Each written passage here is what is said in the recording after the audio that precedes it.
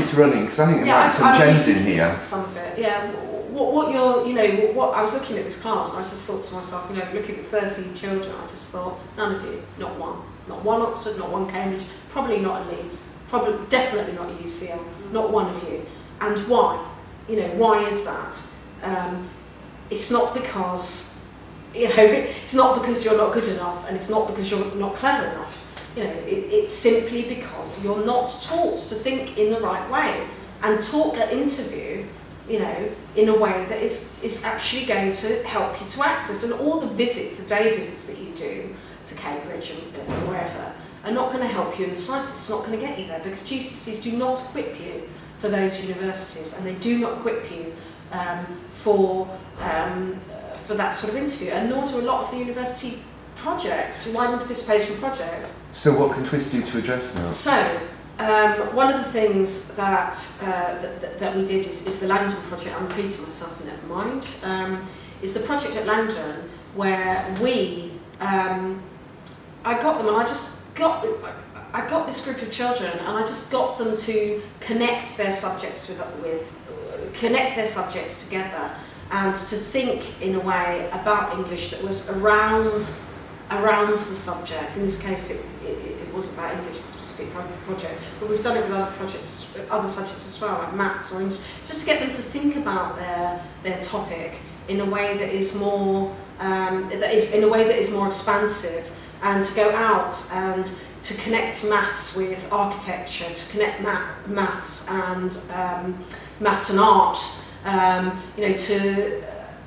to visit universities. But I almost forbid the universities to ever talk about, all the things that they want to talk about normally, like access schemes and things like that, and what they eat in the canteen. And if I prepared a university visit, it was only for academic. It was only for some sort of academic engagement. So Leeds were particularly good at it. For example, so I said, right, I've got a group, we're doing bronzes, we're coming up to how can you find somebody who's going to tell them something interesting about bronzes? So we had wonderful lectures that were actually enhancing their learning. And although some people would have thought it's a mental thing to teach students about children who you want to get an A star in maths, to teach them about Christopher Wren, but actually it does turn out that the students at Langdon that year did incredibly well in their GCSEs, and it was a few years ago, so now every single child in that group is also at a Russell Group university. You see, for me, this is me speaking, is that this is all about a holistic point of view rather than a subject point of view.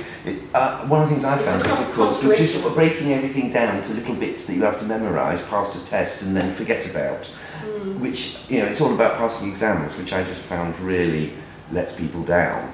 Yeah. And this was my observation as a non-teacher, and sometimes I'm subject to it when I'm a learner. Learn this bit.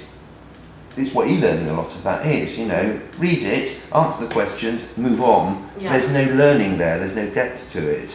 Yeah. Is there anything you'd like to add to that? So we don't really do teaching, in the same way that we don't really do training, we don't really do teaching. So we're constantly finding ways to get children to explore and to learn and to make connections with the minimum of teaching, with the sort of direction. Getting them to look at the right sort of things, and then helping them to draw that together. And so, where does the academic rigour come into that? Because is that pulling it together? Well, no. I mean, it just we wouldn't go in and teach anything. We wouldn't come in and teach anything. Right. So if I think that the wrong word then with academic rigour. Yeah. Not training, sorry. Is it learning by doing? Is that kind of... It's experiential learning and also distraction learning. Okay. So I think, in the case of the children where we've done the widening participation projects, it's sort of igniting a love of learning and getting them to see connections between subject areas, and also to perhaps change their aspirations. I think not because a lot of children, some children don't have appropriate aspirations, but the aspirations are almost useless. I think that's the other mistake with widening participation. The aspirations are useless if you actually don't have the tools that are going to get you there. And I don't mean 10 A stars, because that's not going to get you there. You know, actually what you need is sort of an open and expansive mind. You need a mind that can be taught, so that at interview they're able to, you know, they're able to guide you, and you're able to stand up and hold your own. You know, for example,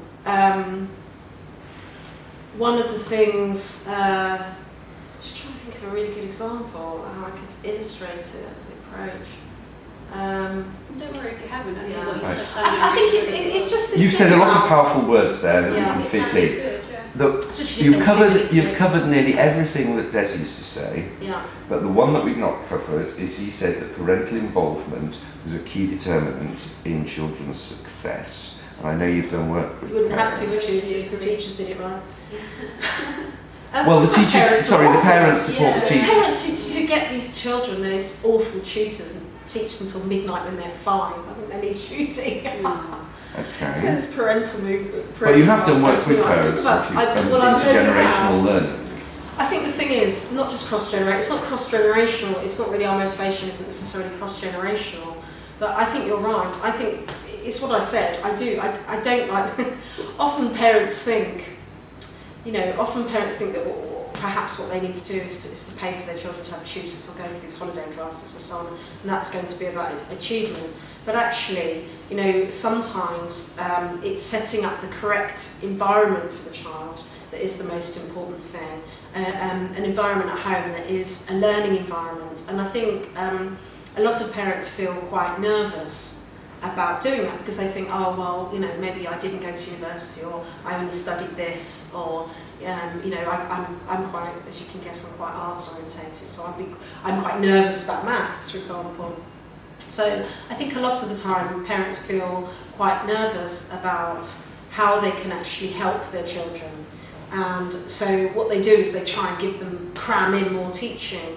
But actually I think what Twist has tried to do is, with our family learning projects, for example, is to apply exactly the same principles and to get parents to learn together with their children.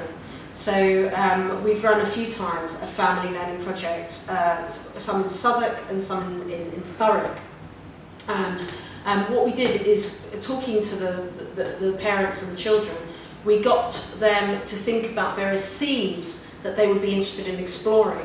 And then we took them on a series of visits that they went together. So there were 2 real aims in that. The first thing is we were trying to help families to realise actually there's a host of different places that you can go in London that are completely free. And you can go, and when you take your child, you know, this is learning, and you don't have to start from the point of view of knowing everything either. You don't have to.